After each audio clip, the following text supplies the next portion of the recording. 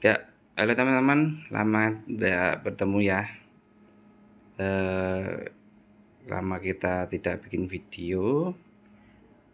Kembali lagi dengan saya Yudi Hernawan di Infrases Instrumen. Ya, kali ini saya mau memberikan informasi produk kami, memperkenalkan apa saja produk kita ya. Langsung saja singkatnya. Yang pertama kita ada sensor gempa, seismometer. Nah, ini unitnya dan ini receiver dan transmitter. Lalu ada microchip, alat untuk mengkondisikan kandang ayam broiler, kandang ayam modern ya. Nah, lalu ada weather station atau sistem pemantauan cuaca dan bisa dikombinasikan dengan alat tinggi muka air sungai ya, tinggi muka air sungai untuk bisa digunakan untuk IWS ya. Ya, kita bahas detailnya. Yang pertama, sensor gempa ini. Oke ya, sensor gempa ini sebenarnya kita produksi, tapi risetnya lama sekali. Awal perkenalan pembuatannya itu sekitar tahun 2011 awal ya. Kita bikin dan riset sampai sekarang. Alhamdulillah sudah bagus, cukup untuk mendeteksi gempa baik dekat, jauh, frekuensi tinggi dan rendah. Dan bandnya sendiri 10 detik hingga 50 Hz. Alat ini sudah teruji juga, sudah kita manfaatkan juga untuk EWS dan untuk data pendukung teman-teman Frekom. Kita pasang di daerah Cawas. Nah, ini kurang lebih sudah kita pasang sekitar 5 tahun, hampir 5 tahun ya. Itu alat ini bisa kita manfaatkan untuk ya seperti tadi EWS, peringatan gelombang gempa yang datang, kita manfaatkan alarmnya. Dan untuk monitoring gunung api juga bisa, untuk peraga, untuk peraga sekolah juga bisa, kita bisa untuk alat edukasi juga bisa, seperti itu ya. Yang kedua, ini sistemnya ya. Sistemnya kita terima data dari sensor, dikirim ke WiFi, lalu diterima di receiver dan ditampilkan di grafik ini ya, di monitor komputer ya. Nah, kalau frekuensi tinggi seperti ini, tahan kaki ini, sangat sensitif sekali ya. Dan frekuensi rendahnya kalau saya ayunkan kursi ya, seperti ini, naik turun ya. Oke, cukup. Yang kedua ada alat kontrol kandang ayam broiler microchip. Awal mula alat ini dirancang, ide dari kita berdua, Mas Doni dan saya, untuk mengkondisikan suhu kandang, iklim kandang agar sesuai dengan umur yang tumbuh ayam tersebut. Jadi setiap umur ayam itu memiliki kondisi target suhu yang berbeda. Dan alat ini kita rancang dan kita sudah uji di kandangnya Mas Doni juga. Dan beliau juga memberi masukan, kita ada bug atau ada kekurangan, kita perbaiki. Alhamdulillah sudah cukup sempurna, kita tinggal menyempurnakan yang lain ya. Kelebihan alat ini menggunakan LCD interaktif yang seperti ini. Kita bisa lihat, untuk mengatur kita tidak perlu menggunakan kode-kode yang rumit.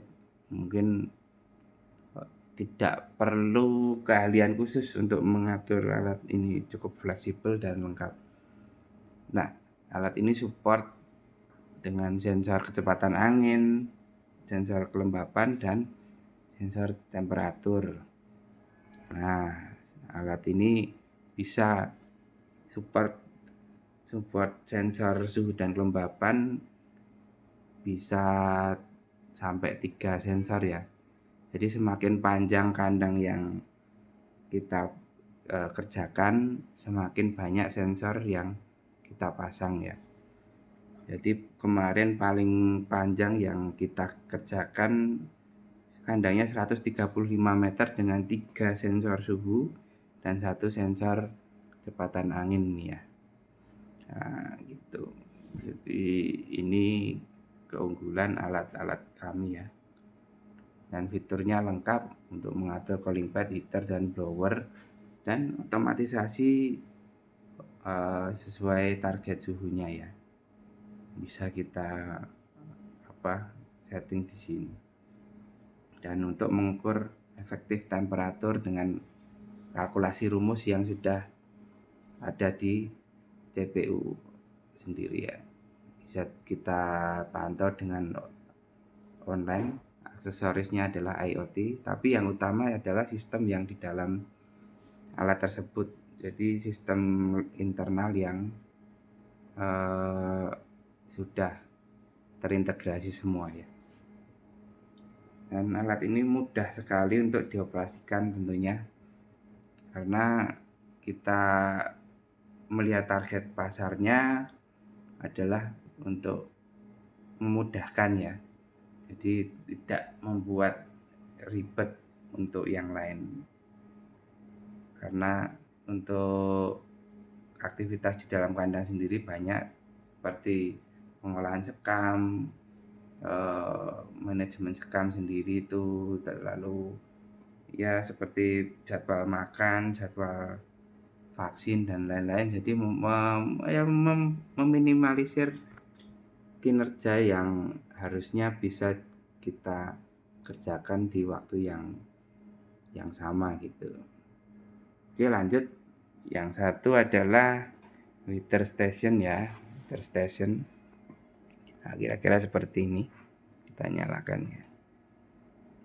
Nah, heater station ini komposisinya adalah suhu, kelembapan, tekanan udara, dan kecepatan angin, serta penakar curah hujan ya. Di sini ada layar LCD, bisa kita tampilkan curah hujan per hari, per menit, kecepatan angin, suhu dan kelembapan ya, dan tekanan udara tentunya.